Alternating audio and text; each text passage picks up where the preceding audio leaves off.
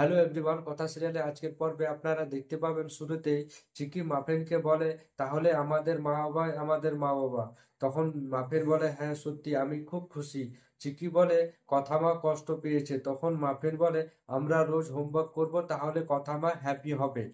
আরেকদিকে পাচক মশাইকে দেখে মনে মনে বলে, আপনি কত বড় আঘাত দিলেন সেটা আপনি নিজেও জানেন না। তখনও অগ্নিও মনে মনে বলে, আমি জানি তুই কষ্ট পেয়েছিস, তোর থেকে সত্যটা লুকিয়েছিলাম বলে, কিন্তু কোন সত্যটা লুকোনোর হয়েছে সে সিচুয়েশনটা না থাকলে তুই বুঝতে পারছিস না। তারপর অগ্নি কথার কাছে যায় আর বলে, কথা বলবি না আমার সাথে? তখন কথা বলে, আপনার বিছানা পেরে দিয়েছি, আপনি শুয়ে পড়ুন। তারপর অগ্নি বলে, আমি জানি আমি কি করেছি এবং এটাও জানি আমি কোন সিচুয়েশনে এসে করেছি, তোকে আমি বোঝাতে পারবো না।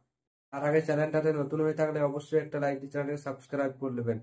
তখন কথা বলে অগ্নিকে, আপনার মনে আছে পাচক মশাই, আমি আমার কাজের জন্য কথা আপনার কাছে গোপন করেছিলাম। আমাদের মধ্যে ভুল বোঝাবুঝি হয়েছিল। তারপর থেকে আমরা ঠিক করেছিলাম যে আমরা একে অপর থেকে কোনো দিনও কোনো কথা গোপন করে রাখবো না। তাহলে আপনি এটা কেন করলেন পাচক মশাই? তখন অগ্নি বলে বলে তুই বিশ্বাস কর, কথা আমার কাছে কোনো উপায় ছিল না। মনে আমার যা যা- মানে আমার জায়গায় তুই থাকলে তুইও সেম করতিস। করতিস না বল?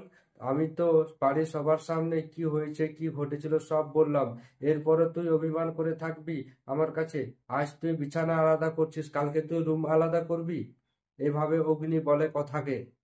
তারপর অগ্নি কথাকে বিছানায় বসায় আর বলে, তোকে ছাড়া আমি বাঁচতে পারবো না, একবারও ভেবে দেখ। আমার জায়গায় তুই থাকতিস, তুই জিনিসটাই করতিস। করতিস না বল আমার কাছে? তখন কথা বলে, করতাম হয়তো। তারপরে কি করতাম জানেন? সব সত্যটা আপনাকে আস্তে আস্তে বোঝাতাম আপনাকে, কিন্তু আপনি সেটা করলেন না। আপনি যদি সত্যটা গোপন না করে আমাকে বলে দিতেন, তাহলে চিকি আর মাপেনকে অন্যভাবে বড় করতাম, কিন্তু আপনি এটা করলেন না পাচক মশাই। তখন অগ্নি বলে, কেন করলাম তোকে সেটা বোঝাতে পারবো না। আমি যা করেছি তোর কথা ভেবেই করেছি।